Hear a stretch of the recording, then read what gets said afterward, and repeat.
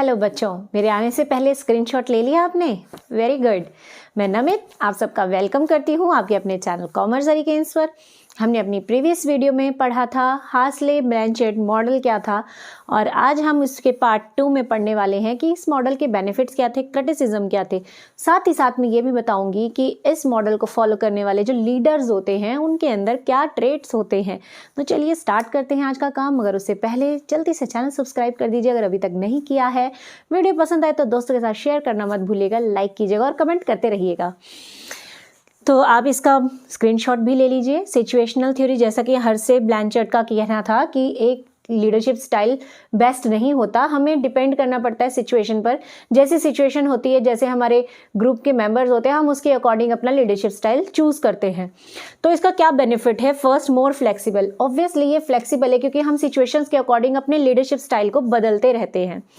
Second, employ centred. यहाँ पर main focus employees पर किया गया है। जैसा आपका एम्प्लॉय होगा, जैसा उसका मैच्योरिटी लेवल और उसका एनर्जी लेवल होगा, उसके अकॉर्डिंग हम लीडरशिप स्टाइल यूज करते हैं। Third, provide different way to solve a problem. एक प्रॉब्लम को सॉल्व करने के लिए हमारे पास अलग अलग तरीके हैं, हम 4 मॉडल्स यूज कर सकते हैं। Next, focus on diversity and individuality. Her individual दूसरे से अलग होता है। कुछ लोगों के ऊपर ऑटोक्रेटिक स्टाइल ज़्यादा अच्छा वर्क करता है, कुछ लोगों पर डेमोक्रेटिक ज़्यादा अच्छा वर्क करता है। तो हमें इंडिविजुअल के अकॉर्डिंग अपने लीडरशिप स्टाइल को बदल सकते हैं।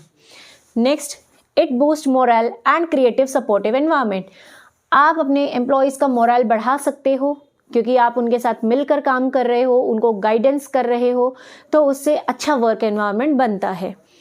नेक्स्ट है इम्प्रूव कोलैबोरेशन, यानी कि मिलजुल कर यहाँ काम करते हैं सबॉर्डिनेट एंड सुपीरियर, जिससे कि कंपनी के गोल्स एंड ऑब्जेक्टिव्स अचीव हो पाते हैं।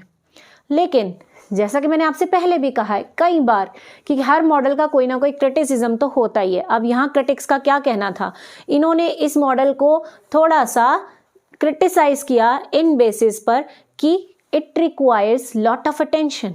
ऑब्वियसली इस कंडीशन में, इस मॉडल में जो लीडर है उसको बहुत ज़्यादा अटेंशन पे करनी पड़ती है। पहले तो वो ये समझता है कि भाई मुझे क्या काम करवाना है, उसका नेचर कैसा है, फिर उसे ये जज करना है कि जिन लोगों के साथ वो काम कर रहा है उनका मैच्योरिटी लेवल क्या है, उनका नेचर कैसा है, उनका बिहेवियर कैसा है। उसके बाद कहीं जाकर वो कॉम्बिनेशन बनाता है कि मुझे कौन सा लीडरशिप स्टाइल यूज़ करना है। तो इसमें बहुत ज़्यादा मेंटल प्रेशर होता है और अटेंशन की रिक्वायरमेंट होती है। Second, focus more on short term than long term, यानी यहाँ पर शॉर्ट टर्म प्रॉब्लम्स के सोल्यूशन आसानी से मिल सकते हैं, लेकिन लंबे समय के सोल्यूशन निकालने के लिए थोड़ा दिक्कत रहता है, ये मॉडल उतना अच्छा काम नहीं करता। Next, narrow scope. नैरो क्यों है? क्योंकि हमने अभी पढ़ा कि ये एम्प्लॉय सेंटर्ड होता है, यानी कि इसका पूरा फोकस एम्प्लॉय के ऊपर है। इन्होंने लीडर को तो बिल्कुल ही गायब कर दिया, लीडर की तो कोई इंपॉर्टेंस ही नहीं रखी। इसी वजह से यहाँ पर नैरो स्कोप हो जाता है। ज़रूरी थोड़ी ना है कि एक लीडर अच्छा ऑटोक्रेटिक भी हो सकता है और वो अच्छा डेमोक्रेटिक एनवायरनमेंट भी बना सकता है। भाई एक इंसान 4 लीडरशिप स्टाइल को एकदम बेटर वे में कैसे कर सकता है? कहीं ना कहीं तो उसमें कमी आएगी। तो वो कमियां इस मॉडल ने इग्नोर की थी।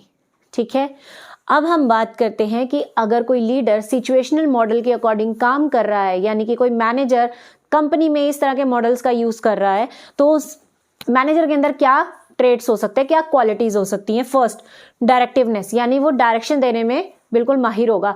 उसे पता होगा कि मुझे अपने एम्प्लॉयज को कैसे बताना है कि क्या करना है, कैसे करना है। गोल्स उन्हें अच्छे तरह से वो समझा सकता है, उन्हें अच्छे इंस्ट्रक्शंस दे सकता है।